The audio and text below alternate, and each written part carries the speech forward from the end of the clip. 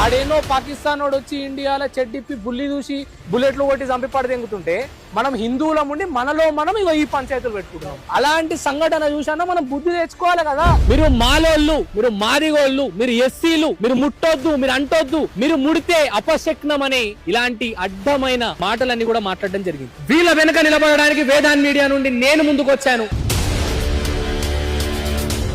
గత 20 సంవత్సరాల నుండి ఈ ఊర్లో ఉన్నటువంటి 3 ఆలయాలలో కూడా మిమ్మల్ని రానిచ్చేవాళ్ళు కాదు. 20 సంవత్సరాల నుంచి కాదు, మేము పుట్టక ముందు నుంచి 3 గుళ్ళు ఉన్నాయి ఊర్లో. ఎల్లమ్మ గుడి, ఇదమ్మ గుడి ఒకటి, కోటమేసమ్మ గుడి. ఏ ఒక్క గుళ్ళనే గానీ ఒక అగరబత్తి ముట్టించిన చరిత్రనే లేదు.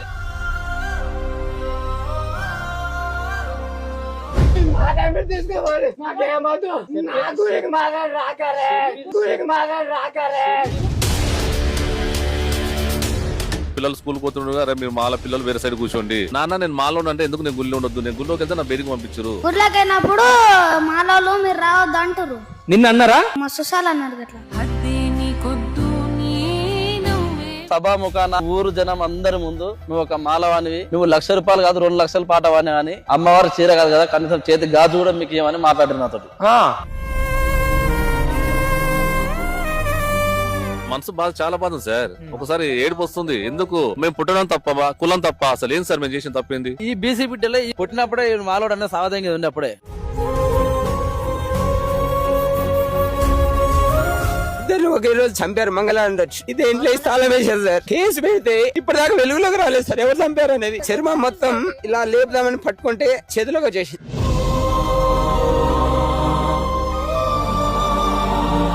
ఇప్పటి వరకు ఇక్కడ ఉన్నటువంటి ఎమ్మెల్యేకి ఎప్పుడు మీరు చెప్పే ప్రయత్నం చేయలేదా? సంగతే తెలియదు. వాళ్ళ హంగామాలు, వాళ్ళ డప్పులు, వాళ్ళ కథలు వాళ్ళకే జరిపాయి. వాళ్ళ కాలేజ్ చూడండి ఎంత మంచిగా ఉంది, మా కాలేజ్ చూడ ఎలా ఉంది.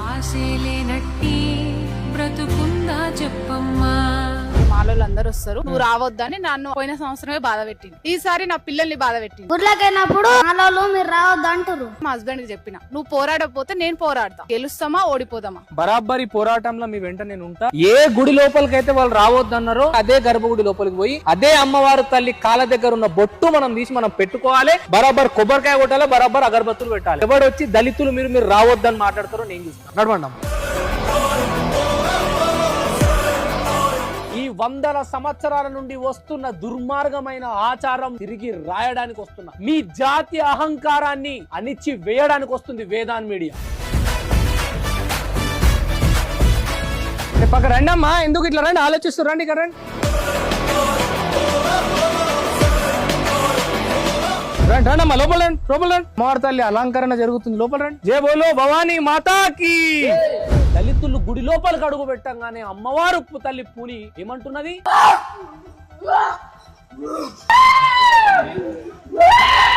రావద్దు, మీరు ఈ కార్యాన్ని చేయొద్దు, నాకు పూజలు వద్దు.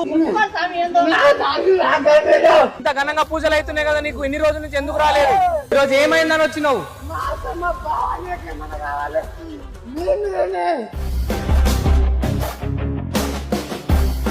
జై బోలో భవానీ మాతాకి. అమ్మవారు తల్లి సాక్షిగా అర్చన చేపిస్తా, అదే దళితుల నైవేద్యాన్ని అమ్మవారికి సమర్పిస్తా. ఎవడు ఆప్తాడో చూస్తారు. ఎప్పుడు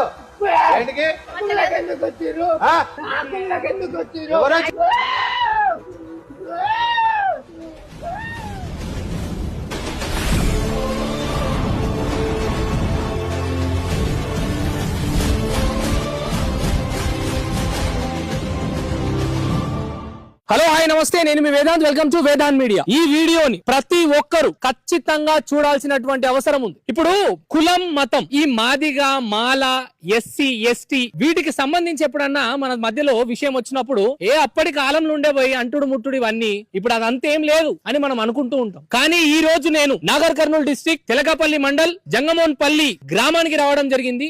మన వెనుక ఉన్నటువంటి వీళ్ళందరూ కూడా మాల కులానికి సంబంధించినటువంటి మన మిత్రులు. వీళ్లకు